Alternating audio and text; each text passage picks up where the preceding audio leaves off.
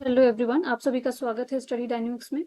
और आज के वीडियो में हम लोग 27 एंड 28 अगस्त के करंट अफेयर को डिस्कस करने वाले हैं। स्टार्ट करते हैं हेडलाइन से। जो पहला हेडलाइन है आपको पीएम स्वनिधि स्कीम को लेके है। तो इस स्कीम को एक्सटेंड किया गया, जो कि अगर देखा जाए तो 2024 में इसको क्या करना था, एंड करना था, बट क्योंकि इसमें आपको जो है काफ़ी ज़्यादा इसमें जो अचीवमेंट मिला है, तो इन सारी चीज़ों को देखते हुए इसको एक्सटेंड किया गया है। तो फर्दर जब इसको हम लोग देखेंगे तो उसमें और देखेंगे कॉम्प्रिहेंसिव वे में। सबसे पहला जो इसके अलावा एक और चीज़ है, अभी आपको कैबिनेट ने अप्रूव किया किस चीज़ को, 4 मेजर रेलवे प्रोजेक्ट बनाने की बात की है, जिसमें आपको कितना उसका फंड कितना दिया जाएगा, तो 12,300 करोड़ के आसपास दिया जाएगा। नेक्स्ट जो न्यूज़ है आपका वो स्टेट फॉर एक्सटर्नल अफेयर, ठीक है। कौन है आपके? कीर्ति वर्धन सिंह है। अब इन्होंने इस चीज़ पे बात किया कि अगर आपने देखा होगा तो एडिशनल जो है वो टैरिफ इम्पोज करने की बात की जा रही है यूएसए के द्वारा 50%। रेनफॉल, अगर रेनफॉल आपको कहाँ कहाँ डिस्ट्रक्शन हुआ है, जम्मू एंड कश्मीर, हिमाचल प्रदेश, तो ये आपको ज्योग्राफी वाले सेक्शन में इसको मैं और अच्छे से एक्सप्लेन करूंगी।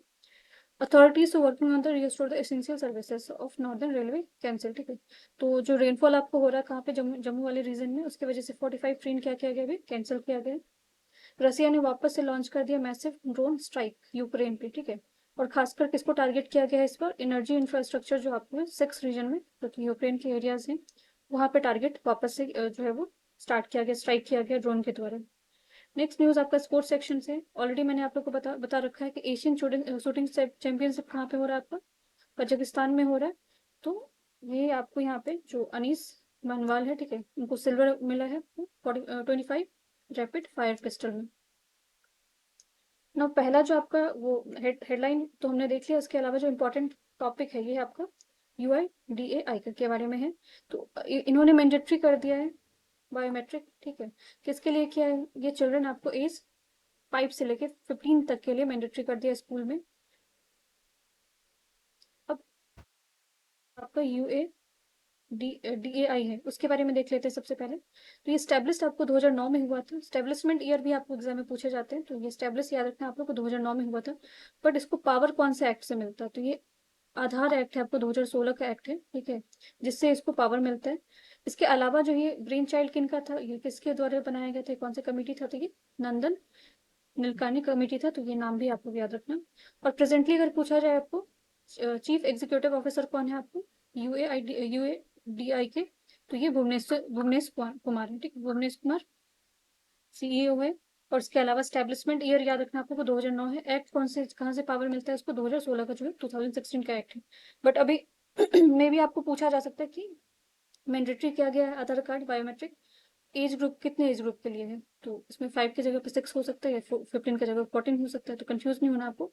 5 to 15 ईयर्स तो स्कूल में मैंडेटरी कर दिया गया है। एंट्री टू वेरियस इंस्टीट्यूशन, इसके अलावा इजी एप्लीकेशन प्रोसेस किया जाएगा। गवर्नमेंट वेलफेयर स्कीम में भी, स्कॉलरशिप में, इंटर्नशिप फेलोशिप में भी इसको मैनी मोर चीज़ों में किया गया, बट अभी के लिए याद रखना आपको 5 to 15 ईयर्स। नेक्स्ट जो आपका टॉपिक है वो है आपका cabinet approve the multi tracking project for 4 state. तो पूछा जा सकता है कि कैबिनेट ने रिसेंटली अप्रूव किया आपको मल्टी ट्रैकिंग प्रोजेक्ट, कौन कौन से स्टेट के लिए क्या है, कौन से कितने स्टेट में कवर किया गया, तो 4 स्टेट को कवर किया गया, जिसमें आपको न्यू रेलवे लाइन बनाने की बात की गई है कच्छ में, ठीक है, गुजरात में। जो cabinet committee on economic affair है, उन्होंने अप्रूव किया multi tracking 3 projects benefiting Karnataka, Telangana, Bihar and Assam. तो ये चारों स्टेट आपको याद रखना, चारों स्टेट के लिए बेनिफिट होगा, कर्नाटका, तेलंगाना, बिहार एंड असम। और जो न्यू रेलवे लाइन बनाया जा रहा है वो कहाँ पे बनाया जा रहा है, कच्छ गुजरात में बनाया जा रहा है। तो ये देख भी लेते हैं एक बार। तो जो अप्रूवल दिया गया है इसमें कैबिनेट के द्वारा, इसमें अगेन कितने की लागत रहने वाली, कितने खर्च होने वाले इस पर, तो 12,328 करोड़ के आसपास इस पे आपको जो है वो इस पे खर्च किया जाएगा, जिसमें 4 रेलवे परियोजना को मंजूरी दी गई है। तो बेसलपुर से लेके हाजीपुर, लूना और बयूर लखपत नई लाइन बनाई जाएगी। सिकंदराबाद, तो यहाँ पे सन तो ये नाम भी आपको याद रखना है, सिकंदराबाद का नाम चेंज हो चुका है, ठीक है। तो क्योंकि रिसेंटली अगर आप लोगों ने न्यूज़ फॉलो करे तो यूपी में रिसेंटली एक और जो एरिया है उसका नाम चेंज किया गया, तो ये भी आपको पूछा जाता है। तो ये संत नगर आपको कहाँ पे, सिकंदराबाद का नया नाम है।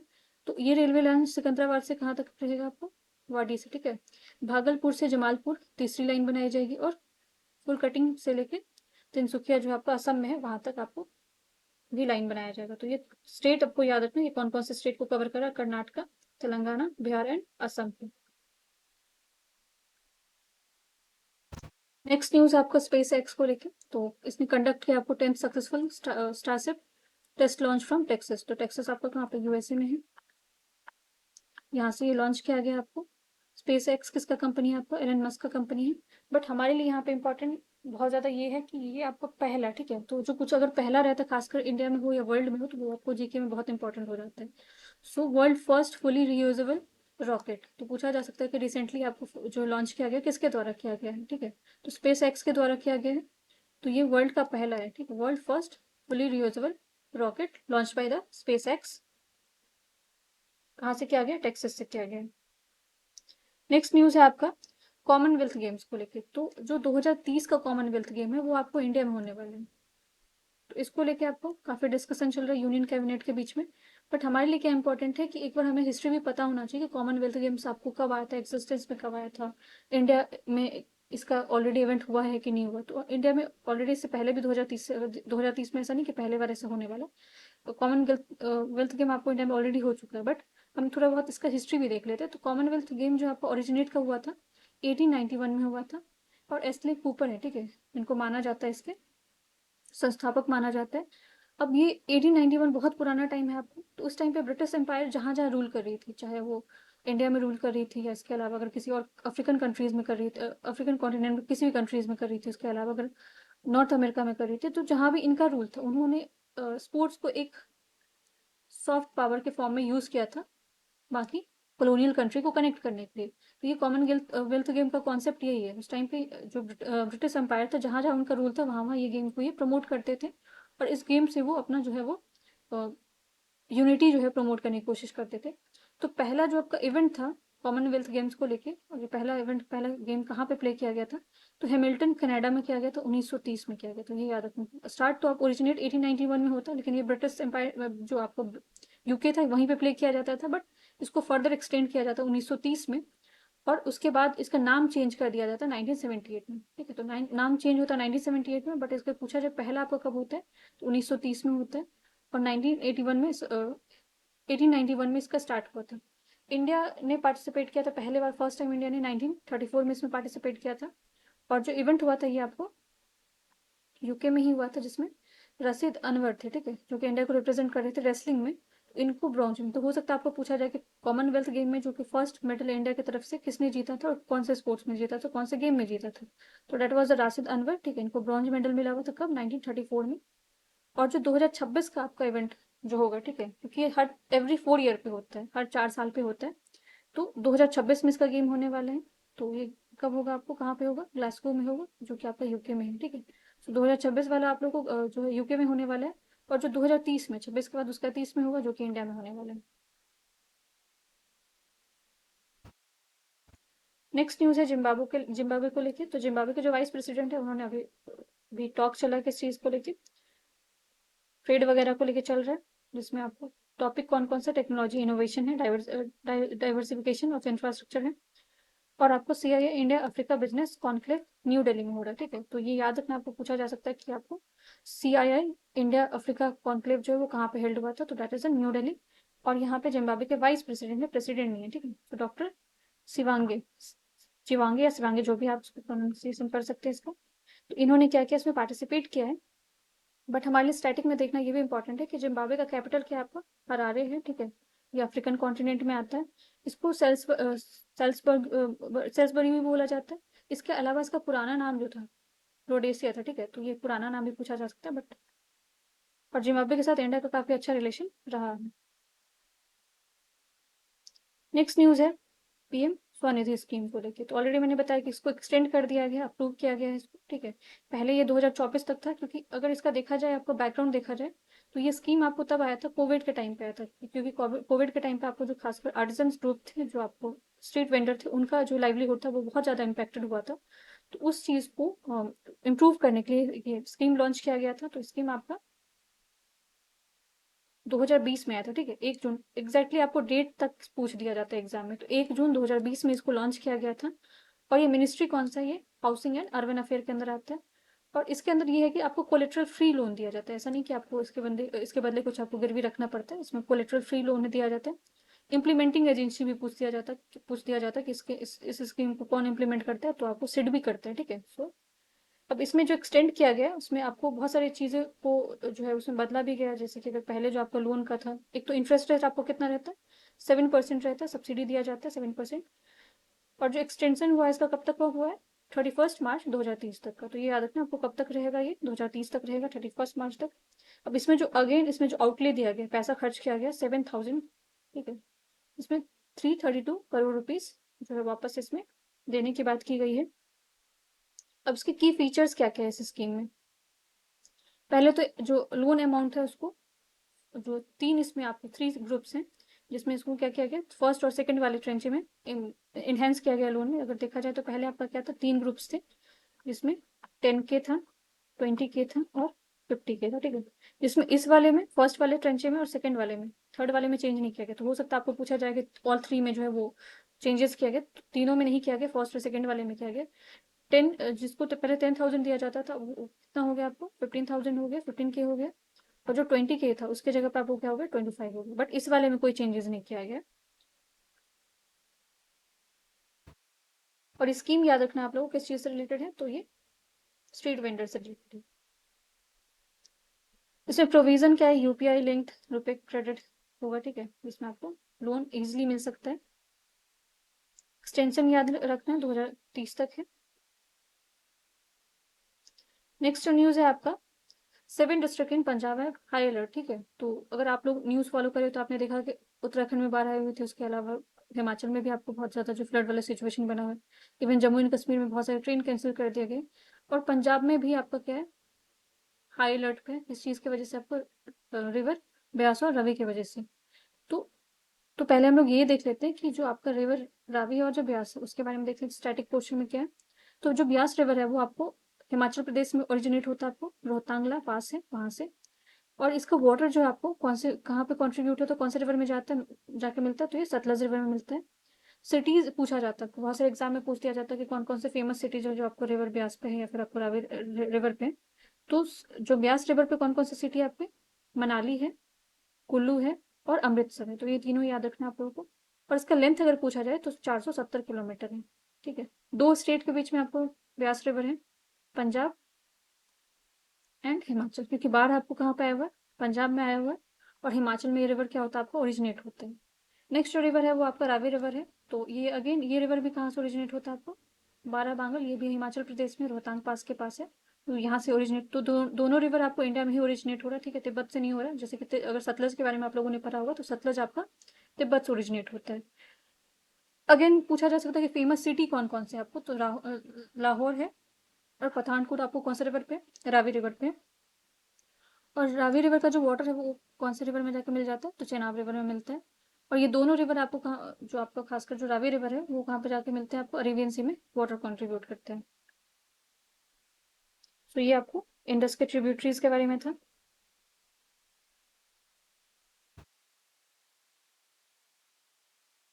नेक्स्ट न्यूज है आपका असिस्टेंट हाई कमीशन, ठीक है, जो कि आपका इंडिया और श्रीलंका के बीच, इंडिया कनाडा के बीच में, वहाँ पे यूनिवर्सिटी ऑफ ट्रेंडिनिया है, ठीक है। यहाँ पे उन्होंने क्या ऑर्गेनाइज किया आपको, first ever international conference on the future of Pali studies.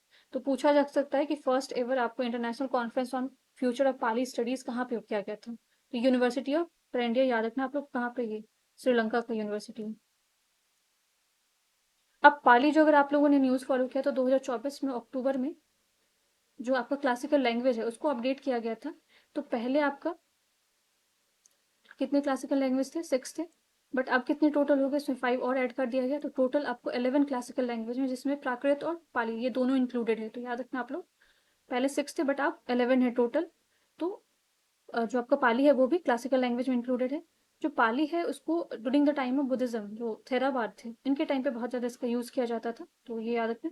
और बहुत ज़्यादा क्वेश्चन आते हैं, आपको बहुत जगह पूछा जाता है कि जो पाली है वो आपको संस्कृत से पहले आए थे, तमिल से पहले है, तो ऐसा कुछ नहीं। ये आपको जो है बाद में आया हुआ लैंग्वेज है, जो खासकर जब बुद्धिज्म का आपको पीक एरा होता है वहाँ पे आपको पाली लैंग्वेज और प्राकृत लैंग्वेज का यूज़ किया जाता था, ठीक है। और ये भी बोला जाता है बहुत सारे सोर्सेज में आप देखोगे कि मौर्यन जो आप ऑफिशियल्स होते थे वो आपको क्या यूज़ करते थे, लैंग्वेज पाली यूज़ करते थे। आयुर्वेदा डे सेलिब्रेट करने की बात हो रही है, ठीक है। तो आयुर्वेदा डे जो आपको सेलिब्रेशन का जो डे डिसाइड हुआ वो 23 सितंबर स्टार्ट जो है पहला वो डे फिक्स किया गया। तो एवरी ईयर आप जो है 23 तारीख को सितंबर में क्या होगा, आपको आयुर्वेदा डे सेलिब्रेट होगा। Now this is very much important, आपको थीम पूछा जाता है हर एग्जाम में। तो सेलिब्रेशन थीम क्या रहने वाला है आपको, Ayurveda for the people and planet, ये आपका थीम रहने वाला है आयुर्वेदा डे का। आयुर्वेदा के बारे में अगर आप सोर्सेज देखोगे कि कहाँ कहाँ इसके बारे में मेंशन है, तो अथर्ववेद जो है आपको, ठीक है, 4 इंपॉर्टेंट वेद जो आपको माने जाते हैं, ऋग्वेद, यजुर्वेद, सामवेद और अथर्ववेद। तो अथर्ववेद का पार्ट माना जाता है आयुर्वेदा को, ठीक है। इसके अलावा आयुर्वेदा के बारे में सुश्रुत संहिता है, वहां पे मेंशन है, चरक संहिता है, उसमें मेंशन है। पर दो चीजें बहुत इंपॉर्टेंट है, अगर पूछा जाए फादर ऑफ आयुर्वेदा किसको बोला जाता है, the answer will be the Charak, ठीक है। चरक को फादर ऑफ आयुर्वेदा बोला जाता है। बट अगर गॉड ऑफ आयुर्वेदा बोला जाए तो ये धन्वंतरी होगा। और जो 23 तारीख को आपको सेलिब्रेट हो रहा है सितंबर में, जो हमने आयुर्वेदा डे जो वो ऑर्गेनाइज होगा, वो किनके नाम पे होगा, आपको धन्वंतरी के नाम पे होगा, ठीक है। तो इवन जो अगर आप लोगों ने देखा है कि बहुत सारे जो आपको जो डॉक्टर को ओथ दिलाया जाता है, तो पहले जो ओथ दिलाया जाता था वो आपको डिफरेंट होता था, बट अब जो ओथ दिलाया जाता है आपको, जो भी इंडियन इंस्टीट्यूट है जो कि मेडिकल आपका रिलेटेड है, वहाँ पे जब ओथ दिलाया जाता है तो धन्वंतरी के नाम से ही ओथ दिलाया जाता है, ठीक है। सो धन्वंतरी आपको लॉर्ड गॉड ऑफ आयुर्वेदा बोले जाते हैं। बट फादर ऑफ आयुर्वेदा अगर पूछा जाए तो answer will be the Charak. Next news है आपका वाइब्रेंट विलेज प्रोग्राम को लेके। तो ये वाइब्रेंट विलेज प्रोग्राम आपको स्पेशली जो बॉर्डर शेयरिंग स्टेट है, खासकर नॉर्थ इंडिया में, उनके लिए है, क्योंकि सेफ्टी प्रोवाइड करना है और खासकर जो उनके लाइवलीहुड है उनका, जो उनको इसको इम्प्रूव करना है, क्योंकि बॉर्डर एरिया आप देखोगे तो बहुत ज़्यादा आपको प्रोन टू थ्रेट रहते हैं, वहाँ पे आपको कुछ ना कुछ प्रॉब्लम रहता है, क्राइसिस होता है। तो उन सारी चीज़ों को टैकल करने के लिए वाइब्रेंट विलेज प्रोग्राम आपको लॉन्च किया गया था। तो लॉन्च अगर पूछा जाए कौन से ईयर में हुआ था, तो 2023 में किया गया था। और जो पहला विलेज इसमें कवर किया गया था वो था किबीथू, ठीक है, जो कि आपका अरुणाचल प्रदेश में है। अगर करेंटली पूछा जाए कि वाइब्रेंट विलेज के अंदर आपको करेंटली कितने विलेज हैं, तो 662 विलेज हैं। और इसमें स्पेशली आपको बॉर्डर स्टेट ही होते हैं, तो एक बार ये भी देख लेते हैं आपको। और अभी तक का अगर देखा जाए तो ये सेंट्रली स्पॉन्सर्ड प्रोग्राम है। तो दो चीज होता है, सेंट्रल सेक्टर होता है, सेंट्रली स्पॉन्सर्ड होता है। स्पॉन्सर्ड में क्या होता है, आपको स्टेट एंड यूनियन दोनों मिलकर काम करते हैं। अगर आपको पूछा जाए सेंट्रल सेक्टर, तो उसमें जो होली जो उसमें फंड दिया जाता है वो सेंटर के द्वारा दिया जाता है। तो बट ये अभी है क्या, आपको सेंट्रल सेक्टर है। और इसमें स्टेट कौन कौन से कवर होते हैं, अरुणाचल प्रदेश है, हिमाचल प्रदेश है, सिक्किम है, उत्तराखंड है, यूटी ऑफ लद्दाख। तो वाइब्रेंट विलेज प्रोग्राम आपको पूछा जा सकता है। और कौन से मिनिस्ट्री के अंदर आता है, तो मिनिस्ट्री ऑफ होम अफेयर के अंदर आता है। 2023 में ये लॉन्च हुआ था। नेक्स्ट जो आपको है डिजीज को लेके, जिसमें बात किया गया कि इरेडिकेट किया जाएगा ग्लैंडर्स को, ठीक है। सो ये आपको पीआईवी में था, तो मे भी आपको एग्जाम में साइंस एंड टेक का इंपॉर्टेंट हो जाता है डिजीज वाले टॉपिक से, कि पूछा जा सकता है कि ग्लैंडर इज अ डिजीज, ठीक है, वो किस चीज से आपको, किसको इफेक्ट करता है, किसको इम्पैक्ट करता है। तो जनरली ये एनिमल्स को इम्पैक्ट करता है, ठीक है। ह्यूमन में भी आपको जा सकता है, बट अगर पूछा जाए ऑप्शन में एनिमल है तो एनिमल ही टिक करोगे। बट इसके अलावा हम लोग और भी देख लेते हैं कि डिजीज जो है वो, जो ग्लैंडर है वो आपको बैक्टीरियम होता है, वो वर्ल्ड, ठीक है, मलाई। ये इफेक्ट करता है किसको, हॉर्स को, म्यूल्स को, डंकी डंकी को, ठीक है। तो प्राइमरीली जो अगर देखा जाए तो किसको थ्रेट है, किसको रिस्क है, तो एनिमल्स को। तो ग्लैंडर आपको याद है बैक्टीरिया की वजह से होता है, ठीक है। और एनिमल को इम्पैक्ट करता है, इवन ह्यूमन को भी इम्पैक्ट कर सकते हैं। और इस डिजीज को नोटिफाई किया गया under which act, prevention and control of infectious contagious disease animal, ठीक है। ये एक्ट है 2009 का। तो ग्लैंडर याद रखना आप लोग को बैक्टीरिया से, और ये एनिमल को इम्पैक्ट करते हैं। दूसरा जो न्यूज़ है आपको मिनिस्ट्री ऑफ माइनॉरिटी अफेयर्स को लेके। तो उम्मीद पोर्टल आपको पूछा जा सकता है कि रिसेंटली आपको उम्मीद पोर्टल न्यूज़ में था, और ये कौन से मिनिस्ट्री के अंदर है, तो मिनिस्ट्री ऑफ माइनॉरिटी अफेयर के अंदर है। और ये इवन जो इसमें आपको लैंड रिकॉर्ड्स वगैरह जो है प्रॉपर्टीज को लेके, ठीक है, खासकर माइनॉरिटीज के जो प्रॉपर्टीज राइट है उसको प्रोटेक्ट करने की बात की गई है। नेक्स्ट न्यूज़ आपका first all women commando unit. तो पहला आपको first all women commando unit बनाया गया है, किसके द्वारा, सीआईएसएफ के द्वारा बनाया गया। तो सीआईएसएफ के बारे में भी देख लेते हैं। तो ये आपको बना कब था, 15 मार्च 1969 को बना था। हेडक्वार्टर कहाँ पे है इसका, न्यू दिल्ली में। इसका फुल फॉर्म क्या है, सेंट्रल इंडस्ट्रियल सिक्योरिटी फोर्सेज। और जो पहले बार इसको 1969 में बनाया गया था, तो पहला काम कहाँ पे मिला था, फर्स्ट फर्टिलाइजर जो आपको ट्रॉम्बे में, महाराष्ट्र में, वहाँ पे ये आपको उसको यहाँ पे सिक्योरिटी देने की बात की गई थी। तो अगेन याद रखना आपको, सेंट्रल इंडस्ट्रियल सिक्योरिटी फोर्सेस का पहला first all women commando unit launch किया गया है। इसके डायरेक्टर जनरल भी पूछे जा सकते हैं, तो वो कौन है आपके? RS भाटी है, और इनका रिसेंट अपॉइंटमेंट हुआ है। Now this is the question for you. Exercise समन्वय शक्ति 2025 ये कहाँ पे? तो बहुत ये इंपॉर्टेंट है इंडिया के पर्सपेक्टिव से। तो समन्वय शक्ति जो आपको 2025 का कौन से स्टेट के बीच में हुआ? Option Assam, Manipur, Tripura, Nagaland, Sikkim, Meghalaya, Mizoram and Arunachal Pradesh. अगर आंसर पता है तो आप लोग कमेंट सेक्शन में आंसर कर सकते हो। वीडियो पसंद आए तो वीडियो को लाइक कर सकते हो। Thank you so much.